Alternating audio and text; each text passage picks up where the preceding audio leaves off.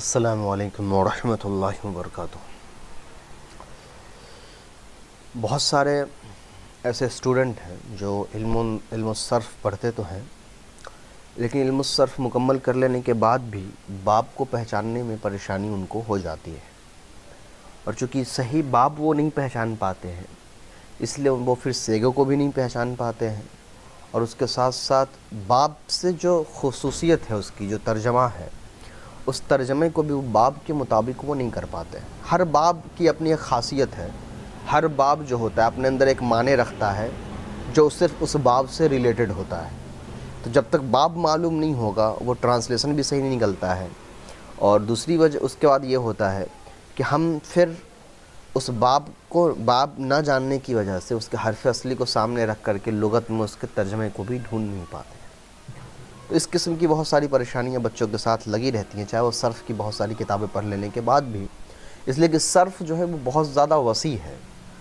تو آج اس ویڈیو میں انشاءاللہ میں آپ کو بتانے والا ہوں کہ بہت آسانی کے ساتھ باب کو کیسے پہچانا جا سکتا ہے۔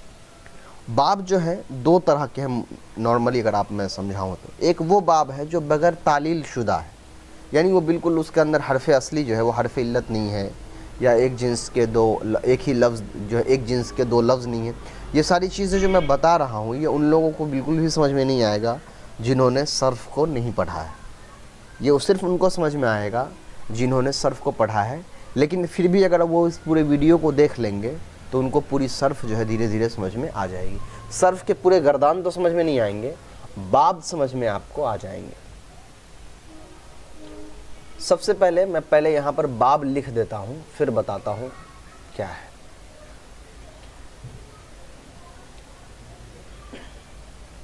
نصر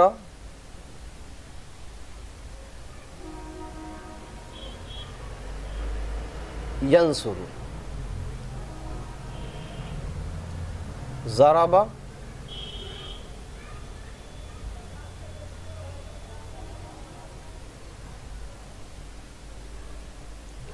یضرب،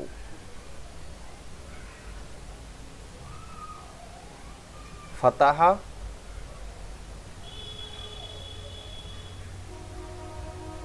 یفتح، پھر ہمارا سمیع یسمع،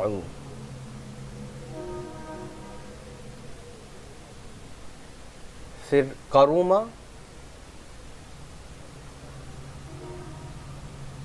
یکرم،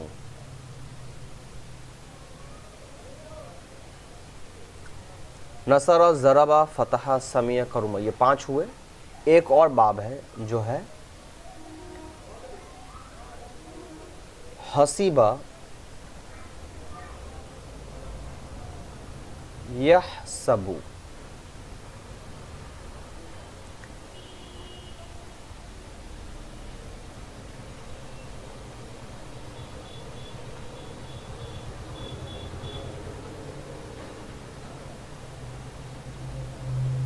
یہ آپ کے باب ہیں۔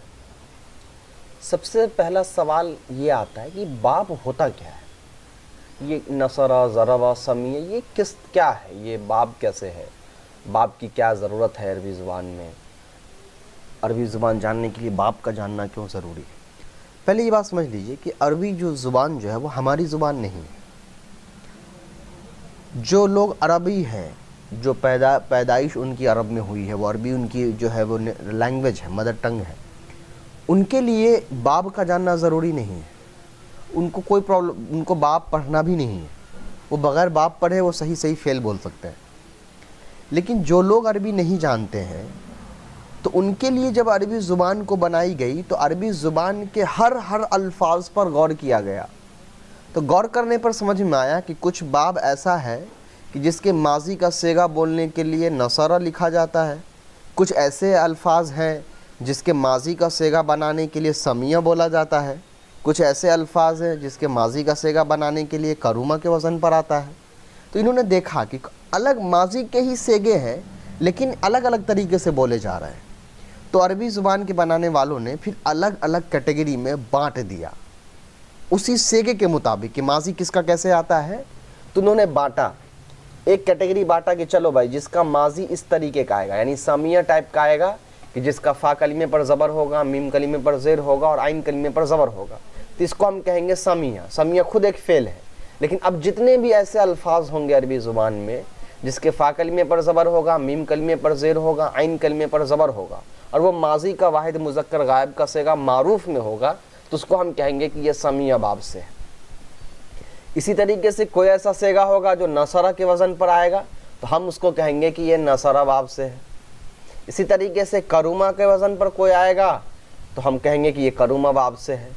تو اس سے کیا ہوگا، کیٹیگرائزیشن پتہ چل جائے گا تو آسانی سے ہم اعراب لگا سکتے ہیں۔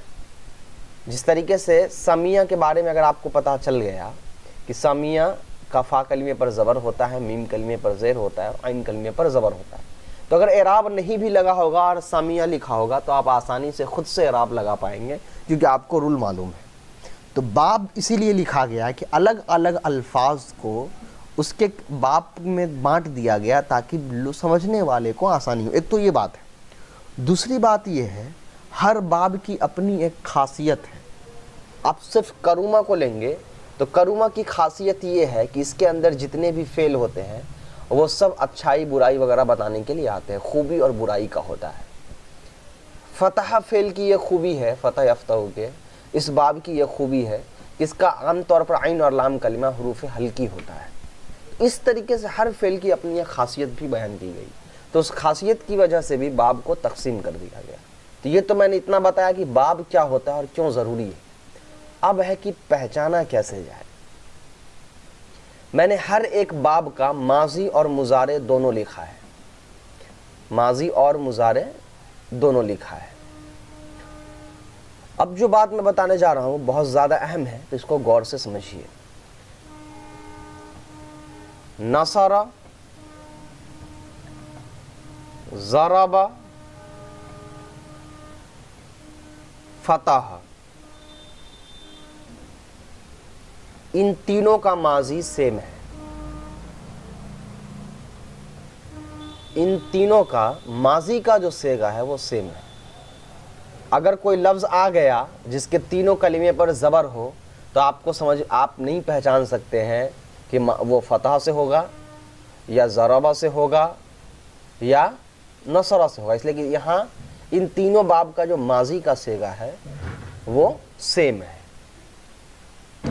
اب یہاں پر کہا جاتا ہے ٹھیک ہے ماضی کا صیغہ دیکھ کر آپ نہیں پہچان سکتے ہیں، لیکن اگر انہی الفاظ کا مضارع لکھا ہو، جیسے میں ایک ایک کر کے دیکھتا ہوں، کچھ دیر کے لیے مان لیجئے آپ کو نہیں معلوم ہے کہ دخل کس باب سے ہے۔ اب آپ کو نہیں معلوم ہے دخل کس باب سے ہے تو آپ کنفیوز کر سکتے ہیں، غلط کر سکتے ہیں۔ کیوں؟ اس لیے کہ آپ ضربہ بھی سے بھی تو ہو سکتا ہے، نصرہ سے بھی ہو سکتا ہے، فتح سے بھی ہو سکتا ہے، تو کیسے معلوم چلے کہ دخل کس باب سے ہے؟ تو اس کا طریقہ یہ ہے کہ اگر دخل کا مضارع لکھا ہوا ہے، اگر دخل کا مضارع لکھا ہوا ہے جو ہے یدخلو، تب آپ مضارع دیکھ لیجئے ان تینوں کا، کس کا صرف نصرہ، ضرب اور فتح کا۔ کیوں؟ اس لیے کہ اسی کا ماضی سیم آتا ہے۔ تو ان تینوں کا مضارع دیکھیے کہ کیا ان کا مضارع یدخلو کے مضارع جیسا ہے؟ کس کا مضارع ہے؟ تو ضربہ کا مضارع یضرب کے پیٹرن پر ہے، فتح کا مضارع یفتح کے پیٹرن پر ہے، نصرہ کا مضارع ینصر کے پیٹرن پر ہے۔ اس کا مطلب یہ ہوا کہ دخل جو ہے یہ ینصر باب سے ہے، دخل یدخلو نصر ینصر باب سے۔ لیکن یہاں کیا ہوا؟ ماضی سیم تھا تو ہم نے مضارع کو دیکھ کر اندازہ لگا لیا، ٹھیک ہے۔ اب اگر مضارع نہیں لکھا ہوتا، صرف دخل لکھا ہوتا، تب ہم کیسے جانتے کہ یہ کس باب سے ہے؟ تو اس کا سب سے آسان جواب تو یہی ہے، اور اس کے ایک ہی جواب ہے، وہ آپ کو یاد رکھنا پڑے گا۔ اس کے لیے یاد کرنے کے لیے میں ایک طریقہ بتا رہا ہوں۔ صفۃ المصادر یہ ایک کتاب ہے جس کے اندر مصادر کے پورے لسٹ بنی ہوئی ہے فعل کی، اس کے باب کے ساتھ۔ آپ دیکھیے نا، نصر ینصر سے اتنے سارے ہیں، نصر، خرج، دخل، قعد، طلب، اسی طریقے سے حربا، حرفا، سطرا، مطرا، اس طرح کا لکھا ہوا ہے، یہاں سے آپ یاد کر سکتے ہیں۔ کب؟ جب آپ کو نہیں، جب ماضی آپ کو سیم لگے اور مضارع اس کا نہیں لکھا ہو۔ مضارع لکھا ہو تو مضارع دیکھ کر آپ پہچان سکتے ہیں۔ یہ تو میں نے ایک بات بتایا، ماضی کا میں نے بتا دیا۔ اب کچھ ایسے الفاظ ہیں جس کے مضارع سیم آتے ہیں، جیسے آپ دیکھیے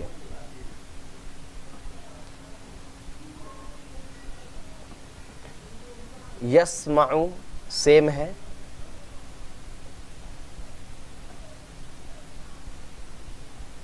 یحسب سیم ہے،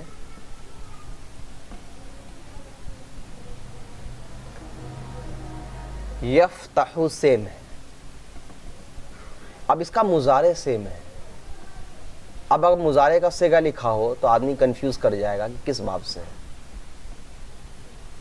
کیونکہ اب تینوں کا مضارع سیم ہے۔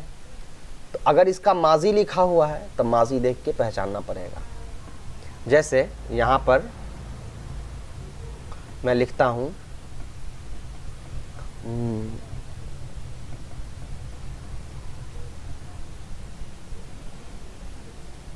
یسمعو کے پیٹرن پر میں یہاں پر لکھتا ہوں یذہبو۔ اب اس کا مضارع تو سیم ہے، مضارع دیکھ کر ڈاؤٹ ہو سکتا ہے کہ یہ تینوں میں سے کوئی سے بھی ہو سکتا ہے، اس لیے کوئی معلوم نہیں ہے نا۔ تو اب ماضی دیکھنا ہوگا ذہب۔ اگر ماضی لکھا ہو تب تو ماضی دیکھ لیں گے کہ ماضی آتا ہے ذہب، ماضی آتا ہے ذہب، ذہب یذہب ہو گیا۔ تو اب ماضی دیکھیے، یسمعو مضارع تو ہے یذہب جیسا، لیکن ماضی کیا ہے؟ سمیع ہے۔ تو اس کا مطلب یہ سمیع یسمعو باب سے نہیں ہے، اس لیے کہ ذہب ماضی ہے اس کا، ٹھیک ہے۔ اسی طریقے سے حسبہ یا حسیبہ یا حسبو سے بھی نہیں ہوگا، اس لیے کہ اس کا ماضی بھی حسیبہ آتا ہے، یہاں ماضی ذہبہ ہے، ٹھیک۔ فتح یفتح، ذہبہ یذہب، یہ مل گیا ہمارا، اس کا مطلب یہ فتح یفتح باب سے۔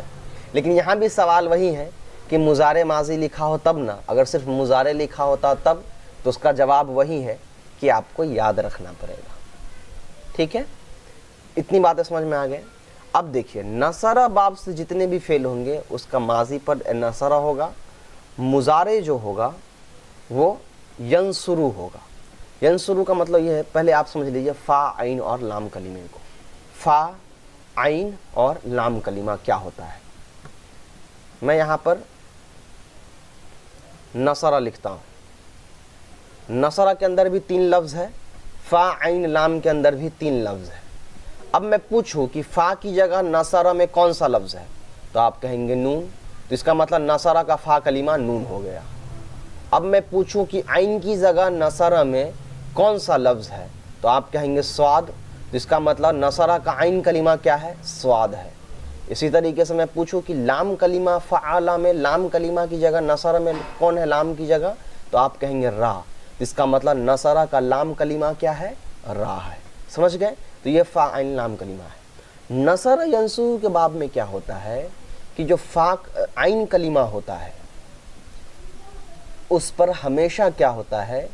پیش ہوتا ہے، اور لام کلمہ جو ہے اس پر بھی پیش ہوتا ہے، واحد کے سیگ میں تثنیہ جمع ہو تو تثنیہ جمع کے حساب سے بدلتا ہے۔ یہ نصرہ ینصرو کا ہے۔ اس کے بعد جو فتح یفتح ہے، فتح یفتح، یہاں پر کیا ہوتا ہے؟ جو فا کلمہ ہے اس پر وہ تو ساکن رہے گا علامت مضارع کی وجہ سے، عین کلمہ جو ہے یعنی تا ہے، عین کلمہ پر کیا ہوتا ہے؟ ہمیشہ زبر ہوتا ہے، اور جو لام کلمہ ہوتا ہے اس پر پیش ہوتا ہے واحد مذکر کے صیغے میں۔ تو اب کوئی ایسا لفظ ہو جو اس کے پیٹرن پر ہو مضارع، تو ہم کہیں گے یہ فتح یفتح باب سے ہے۔ تو اس کا مطلب کیا ہوا؟ باب پہچاننے کے لیے ہم کو ماضی اور مضارع اور اس باب کا فا عین لام کلمہ کا اعراب ہم کو ہمیشہ معلوم ہونا چاہیے۔ اسی طریقے سے ضرب یضرب باب ہے، ضرب کا ماضی تو سیم ہے، اس لیے میں ڈائریکٹ مضارع لکھ رہا ہوں۔ یز ہے را پر عین کلمے پر پیش ہوتا ہے اور لام کلمے پر، تو آپ کو زیادہ تر عین کلمہ ہی دیکھنا ہے، اس لیے کہ سارا معاملہ صرف عین کلمے کا آپ دیکھیں گے تو سارے باب کا لام کلمے پر ہمیشہ پیش ہی ہے۔ ینصرو کے بھی لام کلمے پر پیش، یفتحو کے لام کلمے پر پیش، یضربو کے لام کلمے پر پیش، یہاں بھی دیکھ لیجئے یحسبو کے لام کلمے پیش، کروما کے لام کلمے پیش، یسمعو کے لام کلمے پیش۔ تو لام کلمے پر آپ زیادہ غور نہ کریں، عین کلمہ پہلے ڈھونڈ لیں اور عین کلمے پر دیکھیں، اس لیے کہ تینوں کا عین کلمہ الگ الگ ہے۔ نصرہ کا عین کلمے پر پیش ہے، فتح کے عین کلمے پر زبر ہے، ضربہ کے عین کلمے پر زیر ہے، ٹھیک ہے؟ تو اس طریقے سے آپ باب کو پہچان سکتے ہیں۔ تو یہ تو پہلا پارٹ ہوا جس سے میں نے آپ کو بتایا کہ باب کیسے پہچاننا ہے۔ دوسرا پارٹ بھی آئے گا جس میں ثلاثی مجرد کے علاوہ اور بھی جو باب ہیں ان بابوں کے بارے میں آپ کو انشاءاللہ بتاؤں گا کہ ان کے باب کو بھی کس طریقے سے پہچانا جاتا ہے۔ یہ ثلاثی مجرد کا مطلب ہوتا ہے کہ جس کے اندر تین ہی الفاظ ہوتے ہیں، فاعل لام کلمہ، ہر اوریجنل ہوتا ہے، تو اس کا تو ہم بہت آسانی سے آپ پہچان سکتے ہیں، لیکن تین ہی ہے۔ کیا ہوتا ہے جب 5-6 لفظ ہوں، جیسے یہاں پر میں بتاؤں آپ کو کہ اس تنصر لکھا ہوا، اب یہاں سمجھ میں نہیں آئے گا کہ یہ کس باب سے ہے، اس کا مضارع آ جائے گا یا پھر فاعل لام کلمے میں پرابلم ہوگی، تو اس کا جو اس طرح کا جو باب ہے انشاءاللہ اس کو میں نیکسٹ ویڈیو میں پھر آپ کو ایکسپلین کروں گا۔ اور ایک بات اور، اگر آپ انٹرسٹڈ ہو عالمیت کے کورس میں یا ہمارا پڑھانے کا طریقہ صحیح لگ رہا ہو تو اس کو شیئر بھی کریں، اور ہمارے یہاں 3 سال کا عالمیت کا کورس چلتا ہے جو آن لائن ہم پڑھاتے ہیں، اس کی مزید ڈیٹیل آپ کو جو ہے وہ ویڈیو میں مل جائے گی عالمیت والے چیپٹر میں، یا پھر آپ کانٹیکٹ ڈسکرپشن لنک میں ہمارا ویب سائٹ اور کانٹیکٹ نمبر دیا ہوگا، وہاں سے بھی تعلق کر کے آپ پوچھ سکتے ہیں عالمیت کورس کے بارے میں۔ اس کے علاوہ دوسری اور بھی بہت ساری کورسز چلتی ہیں، عالمیت کی ہیں، دینیات کی ہیں، عربی زبان کی ہیں، سافٹ ویئر انجینئرنگ کی کورسز ہیں۔ اس کے علاوہ آپ کو کورس نہیں کرنا ہے بلکہ کوئی دوسری کتاب آپ کو پڑھنی ہے تو ان کتابوں کے نام دے کر بھی اپنے ٹیچر سے کانٹیکٹ کر سکتے ہیں، آپ کو جو ہمارے طرف سے ٹیچر ہم انسٹیٹیوٹ کی طرف سے وہ کتابیں آپ کو صرف پڑھا دی جائے گی۔ السلام علیکم ورحمۃ اللہ وبرکاتہ۔